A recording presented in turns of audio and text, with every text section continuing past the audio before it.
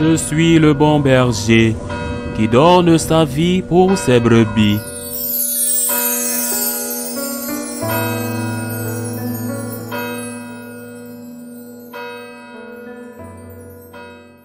En ce temps-là, Jésus disait à ses disciples, « Lorsque vous priez, ne rabâchez pas comme les païens. Ils imaginent qu'à force de paroles, ils seront exaucés. Ne les imitez pas donc, car votre Père sait de quoi vous avez besoin avant même que vous l'ayez demandé. Vous donc priez ainsi, « Notre Père qui es aux cieux, que ton nom soit sanctifié, que ton règne vienne, que ta volonté soit faite sur la terre comme au ciel. Donne-nous aujourd'hui notre pain de ce jour.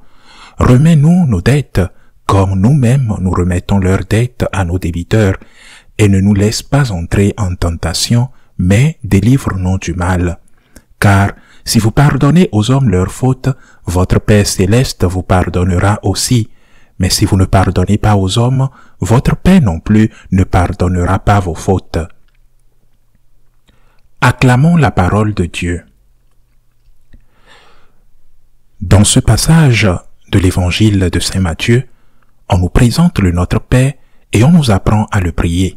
Saint Matthieu n'est pas un évangéliste comme Saint Jean qui exige une attention particulière à chaque mot car chaque mot contient une leçon.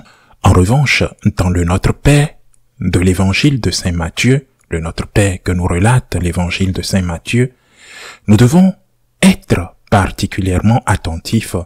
D'abord, il ne dit pas « mon Père », c'est-à-dire le Christ ne dit pas « mon Père », mais « notre Père ».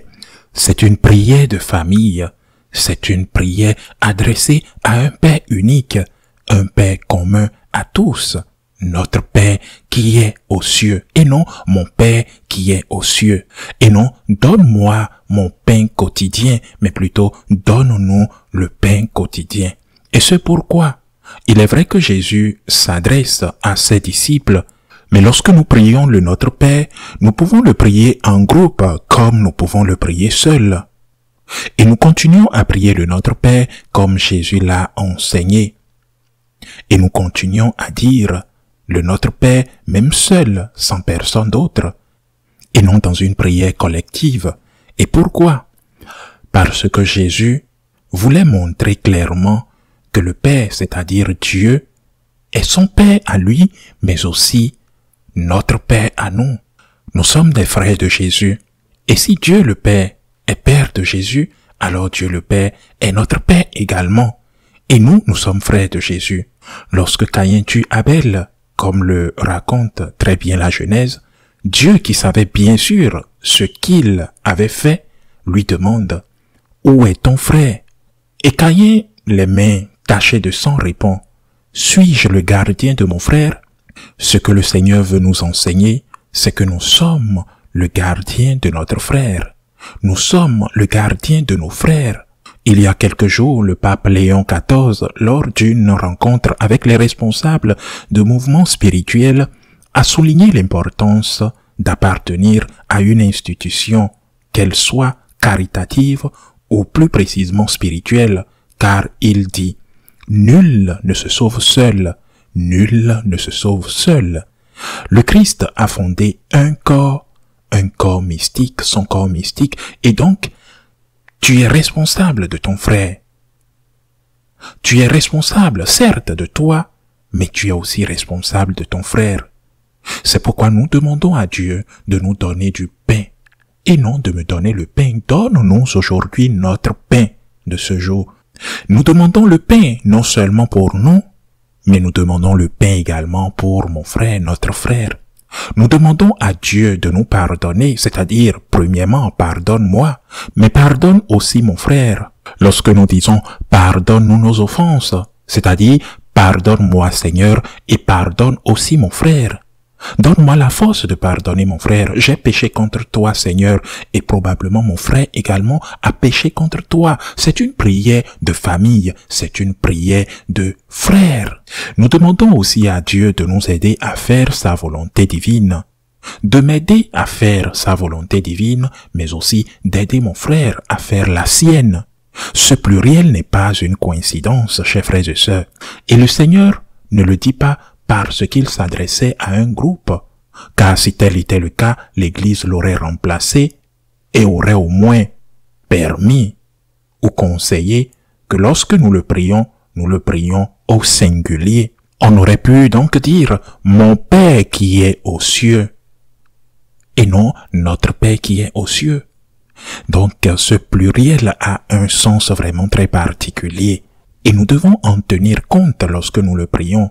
Mon frère qui est à côté, lorsque je prie le Notre Père, je prie le Notre Père pour moi, mais aussi pour mon frère. Nous sommes responsables de nos frères et sœurs. Nous sommes responsables de leur fin, de leur état de grâce. Bien sûr, ils doivent faire leur part et souvent nous réalisons qu'il y a une barrière infranchissable et nous aimerions souffrir pour eux, que leur maladie ne les tourmente plus. Nous aimerions nous mettre à leur place parce qu'on les aime. Nous aimerions souffrir avec eux.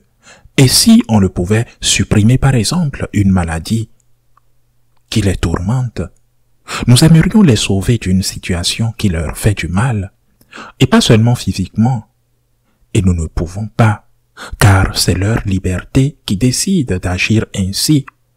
Mais nous sommes responsables d'eux. Le Seigneur veut que nous soyons sauvés en tant que groupe, en tant que famille. Il veut que nous prenions soin les uns des autres, comme le Père prend soin de ses enfants. Un père serait-il heureux avec un fils qui a tout et qui n'aide pas son frère? Je ne pense pas.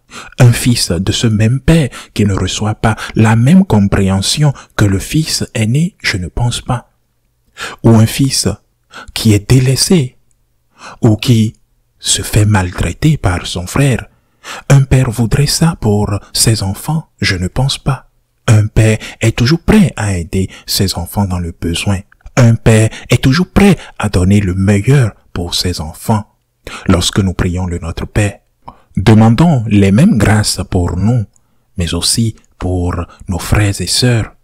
Souvenons-nous que pour donner satisfaction et joie à notre Père, nous devons veiller à ce que nos frères et sœurs reçoivent eux aussi les dons que nous demandons, non seulement le pain quotidien ou la délivrance du mal, mais aussi le pardon. Et surtout, lorsque ce pardon, comme le dit le Seigneur à la fin du Notre Père, dépend de nous parce que c'est notre frère qui nous a fait du mal. Ainsi soit-il.